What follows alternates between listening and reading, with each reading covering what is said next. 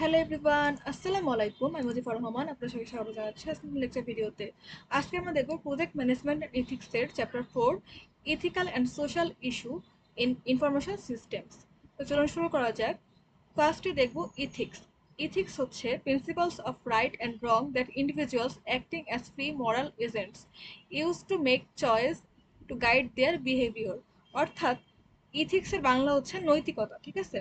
তো এই ইথিক্সটা কি কাজে লাগে, যে আমাদের মধ্যে যে সঠিক এবং ভুলের যে নীতিগুলো সেগুলোকে উপস্থাপন করে, যার ফলে ব্যক্তিরা বা যে ইউজাররা থাকবে, যে এজেন্টরা থাকবে, তারা সেই নৈতিকতার সাথে তাদের কোন কাজটা সঠিক হচ্ছে কোন কাজটা ভুল হচ্ছে সেটা তারা বুঝতে পারবে এবং সে অনুযায়ী তাদের বিহেভিয়ারগুলো তারা চুজ করতে পারবে একটা প্রজেক্ট তৈরি করার ক্ষেত্রে। এখন আমরা দেখব a model for thinking about ethical social and political issues. এখানে ফার্স্টে হচ্ছে the relationship between ethical social and political issues হচ্ছে technology trend, ethical issues, social issues, political responses. এটা হচ্ছে তাদের মধ্যে রিলেশনশিপ। এখন আমরা দেখব কি কম্পোনেন্টস অফ দ্য মডেল। চারটা কম্পোনেন্টস আছে, একটু আগে যেটা বললাম যে রিলেশনশিপগুলো দেখানো হয়েছে, এটা এই চারটা কম্পোনেন্ট মিলিয়ে হচ্ছে মডেল তৈরি করা হয়, যার মাধ্যমে বিভিন্ন ধরনের ইস্যুকে বোঝা যায়। যেমন ধরেন এখানে যদি দেখি, ফার্স্ট কম্পোনেন্টটা হচ্ছে টেকনোলজি ট্রেন্ড। টেকনোলজি ট্রেন্ডের মধ্যে কি কি আছে দেখেন, data storage, networking and AI. এরপর আছে ইথিক্যাল ইস্যুস। ইথিক্যাল ইস্যুসের মধ্যে আছে data security, data rights, digital rights এগুলো। সোশ্যাল ইস্যুসের মধ্যে আছে হচ্ছে ডিজিটাল ডিভাইড, অনলাইন হ্যারাসমেন্ট, এগুলো হচ্ছে সোশ্যাল ইস্যুস। এরপর হচ্ছে পলিটিক্যাল রেসপন্সেস, এটা হচ্ছে laws, regulations and in government policies, এগুলো হচ্ছে political responses. 5 key areas of ethical and social political issues, অর্থাৎ 5টা এরিয়া আছে যেগুলোর মধ্যে ইথিক্যাল, সোশ্যাল অ্যান্ড পলিটিক্যাল ইস্যুসগুলো কাজ করতে পারে। সেটা হচ্ছে ইনফরমেশন রাইটস অ্যান্ড প্রাইভেসি, তারপরে হচ্ছে property rights and intellectual property, accountability, liability and control, system quality, error, security and reliability, quality of life, job displacement, digital device. অর্থাৎ দেখেন, ইনফরমেশন রাইটস অ্যান্ড প্রাইভেসি মানে কি, যে তথ্যের অধিকার না, তথ্যের অধিকার, এবং প্রাইভেসি মানে জানি সবাই গোপনীয়তা। দেন সেকেন্ড এরিয়াটা কি হতে পারে, property rights and intellectual property, অর্থাৎ সম্পত্তির অধিকার এবং ইন্টেলেকচুয়াল প্রপার্টি, অর্থাৎ মেধা সত্য বা মেধা খাটিয়ে যে মানুষ যেগুলো করে সেটার একটা প্রাইভেসি দেওয়া ক্ষেত্রে ইস্যু আসতে পারে। দেন হচ্ছে অ্যাকাউন্টেবিলিটি, লাইবিলিটি অ্যান্ড কন্ট্রোল, অর্থাৎ অ্যাকাউন্টেবিলিটি মানে দায়বদ্ধতা, দেন হচ্ছে লাইবিলিটি হচ্ছে দায়িত্ব, আর কন্ট্রোল তো নিয়ন্ত্রণ, আমরা সবাই জানি। দেন হচ্ছে সিস্টেম কোয়ালিটি, অর্থাৎ সিস্টেমের কোয়ালিটি কেমন সেটা, যে এটার কোনো ইরোর, সিকিউরিটি, রিলায়েবিলিটি কেমন সেটা দেখার জন্য হচ্ছে ইস্যু হতে পারে। দেন হচ্ছে quality of life, job displacement আর ডিজিটাল ডিভাইড, আমাদের জব ডিসপ্লেসমেন্ট হতে পারে বা ডিজিটাল বৈষম্য শিকার হয় না অনেকে, সেটাও কিন্তু একটা ইস্যু, তাই না? এখন আমরা দেখব 5 major issues rise by information system includes. এখানে 5টা ইস্যুস আছে যেগুলোর মাধ্যমে ইনফরমেশন সিস্টেমে ইস্যু রাইজ হতে পারে। ফার্স্টে হচ্ছে information rights and obligations. This dimension deals with privacy, data protection and user rights in the digital ages। অর্থাৎ এই ডাইমেনশনটা কিভাবে কাজ করে, বিভিন্ন ধরনের ডেটার গোপনীয়তা, ডেটার সুরক্ষা এবং ডিজিটাল যুগে ব্যবহারকারীদের অধিকার নিয়ে কাজ করে এই information rights and obligations. Property rights and obligations কিভাবে কাজ করে, this focus on intellectual property, copyright and digital ownership in Ira which digital content is easily copied and share. অর্থাৎ অনেকে আছে না যে একজনের কোনো একটা পোস্ট বা কোনো একটা কিছু সে শেয়ার করছে, সেই জিনিসটা কপি করেই আরেকজন আবার সেটা শেয়ার করে দেয়, তাকে মেনশন করে না, বা ওখানে তারা চালাই দেয় যে তারাই ওই জিনিসটা তৈরি করছে। এই জিনিসটা এটাই হচ্ছে এখানে অব্লিগেশন হিসেবে কাজ করে, যে কপিরাইট, ডিজিটাল মালিকানা তারা নিয়ে নেওয়ার চেষ্টা করে। দেন হচ্ছে accountability and control. This refers ensuring responsibility, transparency and governance in IT system. অর্থাৎ আইটি সিস্টেমের স্বচ্ছতায় এই যে ট্রান্সপারেন্সি, তারপরে হচ্ছে রেসপন্সিবিলিটি মানে দায়িত্বশীলতা এবং পরিচালনা করার জন্য এই অ্যাকাউন্টেবিলিটি আর কন্ট্রোল কাজটা কাজটা করতে পারে। এবং এটার মাধ্যমে কিন্তু বিভিন্ন ধরনের ইস্যু আসতে পারে, যদি যদি ট্রান্সপারেন্সি মেনটেন না করে বা ইরেসপন্সিবল হয়, এক্ষেত্রে কিন্তু একটা ইস্যু রাইজ হতে পারে। দেন হচ্ছে system quality. This dimension focus on ensuring reliable, secure and error free information system. অর্থাৎ এই সিস্টেম কোয়ালিটিটা ফোকাস করে সিস্টেমটাকে রিলায়েবল করার জন্য, সিকিউর করার জন্য এবং ইরর ফ্রি ইনফরমেশন সিস্টেমকে বিল্ড আপ করার জন্য। দেন 5 নম্বর পয়েন্ট হচ্ছে quality of life. This examine the broader impact of technology on human wellbeing, work and society. অর্থাৎ প্রযুক্তির ফলে মানে অনেক যে টেকনোলজিগুলো আমরা ডেইলি ইউজ করি সেগুলোর ফলে তার মানে মানুষের মধ্যে সেটা কেমন একটা ইম্প্যাক্ট ফেলছে, তারপরে তাদের ওয়ার্ক অর্থাৎ কর্মসংস্থান কেমন হচ্ছে, সমাজের উপর কীভাবে প্রভাব ফেলছে, এগুলো হচ্ছে মেজর ইস্যুর মধ্যে ইনফরমেশন সিস্টেমে আসতে পারে। এখন আমরা দেখব 4 কি technology trend that rise ethical issues. অর্থাৎ 4টা প্রধান টেকনোলজি ট্রেন্ড যেগুলো ইথিক্যাল ইস্যুস রাইজ হওয়ার জন্য কাজ করতে পারে। ফার্স্টে হচ্ছে কম্পিউটিং পাওয়ার ডাবল এভরি 18 মান্থস। অর্থাৎ এটা হচ্ছে মুরেটস ল। এটা হচ্ছে increased reliance on and vulnerability to computer system। অর্থাৎ কম্পিউটার সিস্টেমের উপর নির্ভরতা এবং দুর্বলতা বৃদ্ধি পায়। এবং সেকেন্ড পয়েন্টে কি data storage cost rapidly decline. অর্থাৎ মাল্টিপ্লেইং ডেটাবেস ইজ ইন্ডিভিজুয়ালস। ব্যক্তিদের সম্পর্কে আরও বেশি তথ্য সংরক্ষণের সুযোগ সৃষ্টি হচ্ছে এর ফলে। Data analysis advance, gather ability to find detail personal information on individuals. অর্থাৎ ব্যক্তিগত তথ্য বিশদভাবে বিশ্লেষণ করার ক্ষমতা বৃদ্ধি পাচ্ছে। প্রোফাইলিং এ নোনোভিয়াস রিলেশনশিপ অ্যাওয়ারনেস। অর্থাৎ প্রোফাইলিং এবং যে অস্পষ্ট যে রিলেশনগুলো থাকে সেগুলো ডিটারমাইন করতে আমাদের অনেক বেশি ইজি হচ্ছে এই টেকনোলজিগুলো ইউজ করে, ডেটা অ্যানালাইসিস ইউজ করে। দেন হচ্ছে networking advantage and the internet. অর্থাৎ এখানে enable moving and accessing large quantity of personal data. অর্থাৎ অনেক লার্জ কোয়ান্টিটির পার্সোনাল ইনফরমেশনকে স্থানান্তর এবং অ্যাক্সেস করা সহজ হচ্ছে। তো এখন আমরা দেখব ethical analysis a 5 step process. এখানে 5টা প্রসেস আছে। ফার্স্টেই হচ্ছে আমরা দেখব identify and describe the fact. অর্থাৎ gather all relevant information about the situation. অর্থাৎ যে সিচুয়েশনটার মধ্যে আমরা আছি সেটা সম্পর্কে ডিটেলস একটা ইনফরমেশন গ্যাদার করা। দেন হচ্ছে identify the stakeholders involve. অর্থাৎ কোন কোন স্টেক হোল্ডার্স এই সিচুয়েশনের সাথে জড়িত তাদেরকে আইডেন্টিফাই করতে হবে। দেন তারপর পয়েন্ট হচ্ছে determine potential consequence of different actions. অর্থাৎ এই যে আমরা যে সিচুয়েশন সম্পর্কে ইনফরমেশন নিলাম, স্টেক হোল্ডারদের আইডেন্টিফাই করলাম এবং এর ফলে এর পরিণতি কি হতে পারে সেটাও কিন্তু এখানে জানা যায়। 2 নম্বর পয়েন্ট হচ্ছে ডিফাইন ইথিক্যাল ইস্যুস। ইথিক্যাল ইস্যুসের মধ্যে কি আইডেন্টিফাই দ্য ইথিক্যাল ডিলিমা। ডিলিমা মানে হচ্ছে দ্বিধা, মানে কোনো কিছু নিয়ে দ্বিধা বোধ করি না আমরা, সেটা যে মূল নৈতিকতার মধ্যে দ্বন্দ্ব চিহ্নিত করার জন্যই মেনলি এই ইথিক্যাল ডিলেমা ইউজ করা হয়। এরপর হচ্ছে determine which moral principles are at risk. অর্থাৎ কোন কোন নীতিগুলো বা কোন কোন প্রিন্সিপালগুলো আমাদের মানে রিস্কের মধ্যে আছে সেগুলোকে নির্ধারণ করতে হবে। 3 নম্বর পয়েন্টটা হচ্ছে identify the stakeholders, list individuals or groups affected by the decision. অর্থাৎ কারা সিদ্ধান্ত মানে কার সিদ্ধান্ত দ্বারা কারা প্রভাবিত হচ্ছে সেটাকে নিয়ন্ত্রণ করা যায়।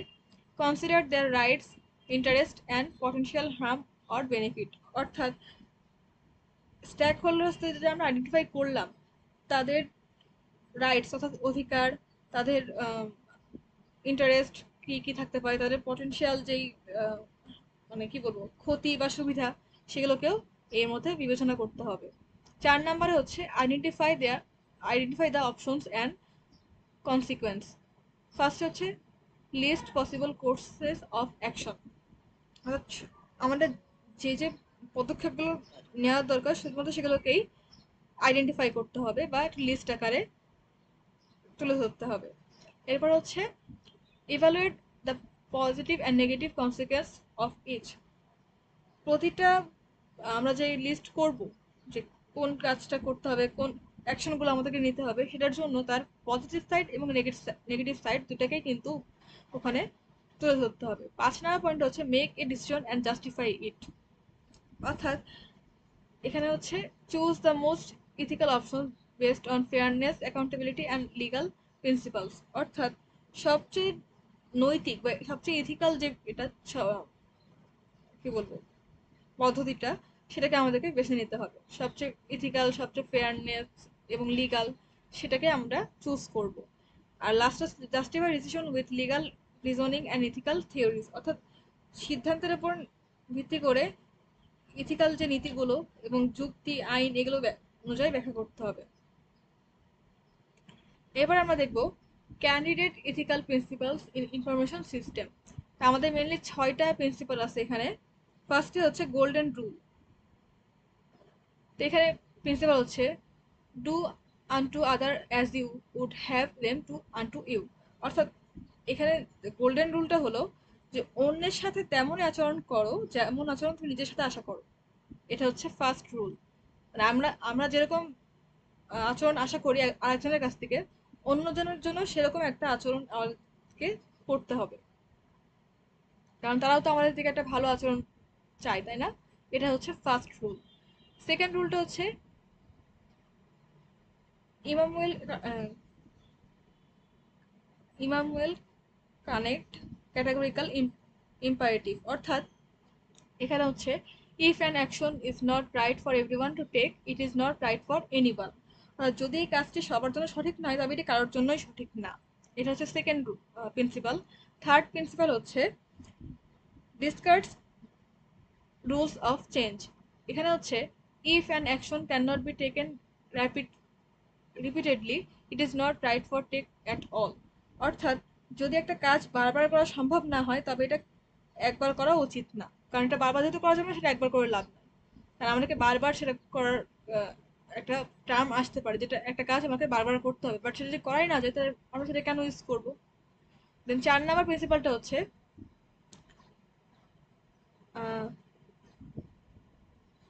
ইউটিলি ইউটিলিটারিয়ান প্রিন্সিপাল। এই প্রিন্সিপাল হচ্ছে take the action that achieve the higher and better value, অর্থাৎ যে কাজটার ভ্যালু সবচেয়ে হাই, সবচেয়ে গ্রেটার ভ্যালু যেটার, সেটাকে নিয়ে কাজ করবো এবং সেটার প্রতি আমরা অ্যাডভান্টেজেসগুলো বা অ্যাকশনগুলো বা অ্যাচিভগুলো প্রদান করবো। দেন 5 নাম্বারটা হচ্ছে রিস্ক অ্যাভারশন প্রিন্সিপাল। এখানে হচ্ছে প্রিন্সিপালটা take the action that produce a least harm or the least potential cost, তো এমন একটা স্টেপ আমাদেরকে নিতে হবে বা এমন একটা পদক্ষেপ নিতে হবে যার ফলে সর্বনিম্ন ক্ষতি বা সর্বনিম্ন ব্যয়ের কারণ হয়, মানে সর্বনিম্ন ক্ষতি হতে পারে বা সর্বনিম্ন ব্যয় হতে পারে, অনেক বেশি কস্ট যাচ্ছে না, অনেক বেশি পটেনশিয়াল আমাদের এখানে কিন্তু নষ্ট হচ্ছে না। অ্যান্ড লাস্ট যেই রুলসটা বা লাস্ট যে প্রিন্সিপাল সেটা হচ্ছে নো ফ্রিল্যান্স রুলস, অর্থাৎ এটার প্রিন্সিপাল হচ্ছে assume that virtually all tangible and intangible objects are owned by someone else unless there are specific declaration otherwise, অর্থাৎ মানে প্রায় সবকিছু কারো না কারো মালিকাধীন, মানে মালিকানাধীন। যদি নির্দিষ্ট ঘোষণা করা থাকে সেক্ষেত্রে তাকে সেটার মালিকানা দিতে হবে, এটাই হচ্ছে এখানে বোঝানো হয়েছে। এখন আমরা দেখব ইন্টারনেট চ্যালেঞ্জেস টু প্রাইভেসি। তো ফার্স্টে হচ্ছে কুকিজ। তো কুকিজ হচ্ছে tiny file download by website onto a visitors device, অর্থাৎ ওয়েবসাইটে যখন আমরা ভিজিট করি সেই টাইমে যে ব্যবহারকারী বা যে ইউজার তার ডিভাইসে ছোট্ট একটা ফাইল সংরক্ষণ হয়, সেটাই হচ্ছে কুকি ফাইল। দেন হচ্ছে store browsing history, log in session and performance. সেখানে কি কি স্টোর করা হয়, ওই যে ছোট্ট যে ফাইলটা স্টোর হয় আমাদের ডিভাইসে সেটা স্টোর করে ব্রাউজিং হিস্ট্রি স্টোর করে, লগ ইন ইনফরমেশনকে স্টোর করে এবং আমাদের যেই পারফরমেন্সটা সেটাকে সে স্টোর করে। দেন সেকেন্ড হচ্ছে ওয়েব বাগস। ওয়েব বাগসটা হচ্ছে পিক্সেলকে ট্র্যাক করার জন্য মেনলি ইউজ করা হয়। Tiny invisible graphics embedded in email or web pages, অর্থাৎ ওয়েবসাইট বা ইমেলে এমন কিছু জিনিস থাকে যেগুলো অদৃশ্য ছবি, মানে ছোট ছোট অদৃশ্য ছবি, সেগুলোই হচ্ছে ওয়েব বাগস। এগুলো কি কাজে লাগে? Design two track users activity, অর্থাৎ ইউজারের যেই অ্যাক্টিভিটিসগুলো সেগুলোকে ট্র্যাক করার জন্য মেনলি এই ওয়েব বাগসগুলো ইউজ করা হয়। দেন হচ্ছে স্পাইওয়্যার। স্পাইওয়্যার হচ্ছে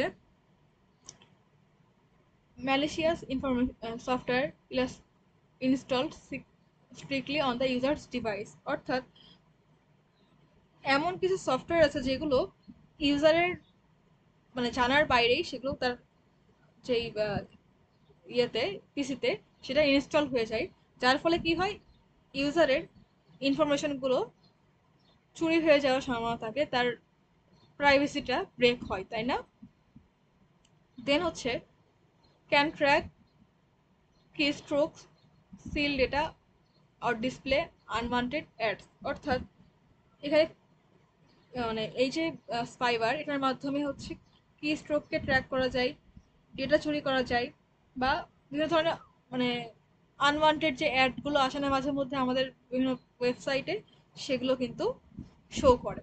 এটা হচ্ছে স্পাইওয়্যারের কাজ। এখন আমরা দেখব major challenges to intellectual property rights. প্রথমে হচ্ছে easy of application. Digital file যেমন music, movies can be duplicated instantly without no loss in quality, অর্থাৎ ডিজিটাল যে ফাইলগুলো সেগুলো সহজেই মানে ডুপ্লিকেট কপি তৈরি করা যায় এবং সেখানে কোনো কোয়ালিটি লস হয় না।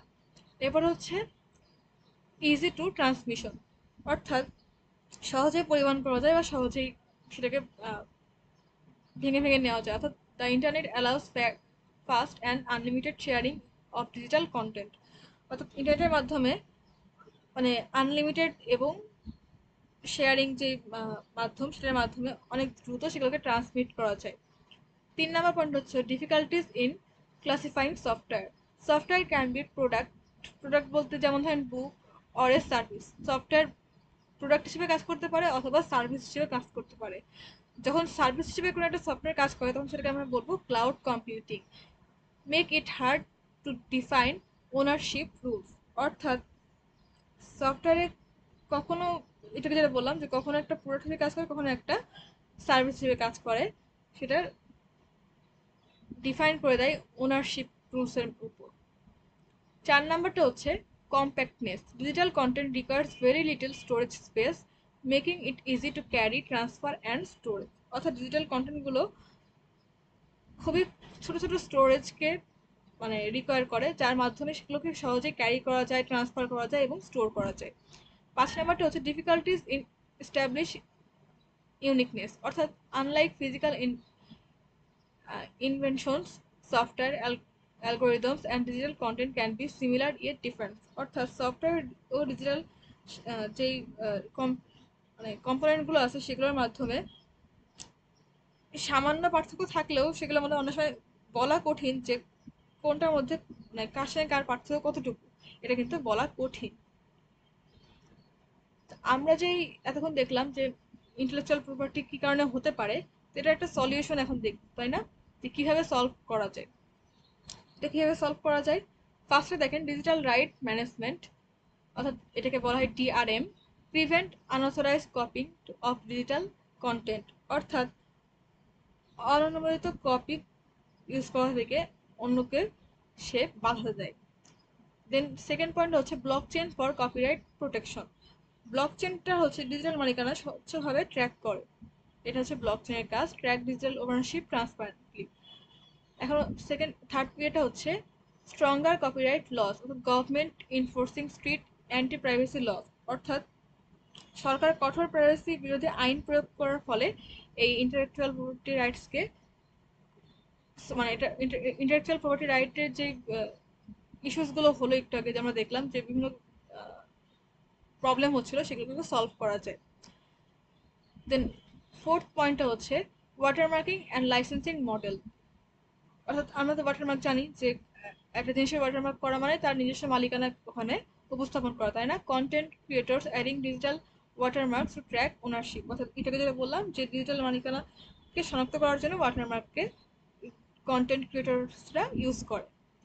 এরপর হচ্ছে educating users, rising awareness about the importance of ethical content consumption, অর্থাৎ আমাদের যে ইথিক্যাল যে কন্টেন্টগুলো সেগুলোকে ব্যবহারের সম্পর্কে আরো বেশি গুরুত্ব এবং সচেতনতা বৃদ্ধিতেও এই যে আমরা যে এইগুলো দেখলাম যে ডিআরএম, ব্লক চেন বা কপিরাইট লস, ওয়াটারমার্ক, এগুলো সচেতনতা বৃদ্ধিতে কাজ করে। এই হলো আমাদের আজকের এই ইথিক্সের মেন পার্ট। তো আশা করি আপনারা বুঝতে পারছেন, মানে এখানে মেন কাজটাই হচ্ছে যে একটা জিনিসের ক্ষেত্রে দুটো দিক ধারণা করতে হবে, যে একটা হচ্ছে ইথিক্যাল সেকশন আর একটা হচ্ছে আনএথিক্যাল সেকশন, মানে কোন কাজটা করলে ভালো হয় কোনটা করলে ভালো হবে না, বা এই যে কপিরাইট যে ইস্যুগুলো বিভিন্ন ধরনের হয় যে একজনের কন্টেন্ট আরেকজন নিয়ে যাচ্ছে, এগুলো কীভাবে সলভ করা যায়, এইগুলোই মেনলি এই চ্যাপ্টারের মেন পারপাস। আশা করি আপনাদের বুঝতে কোনো সমস্যা হয়নি। তারপর যদি কারো কোয়েশ্চেন থাকে আমাকে কমেন্ট করতে পারেন। চ্যানেলটিকে এখনো যারা সাবস্ক্রাইব করেনি চ্যানেলটিকে অবশ্যই সাবস্ক্রাইব করবেন, ভিডিওতে লাইক করবেন, কমেন্ট করবেন, শেয়ার করবেন। আজকে ভিডিও দেখার জন্য ধন্যবাদ। আল্লাহ হাফেজ।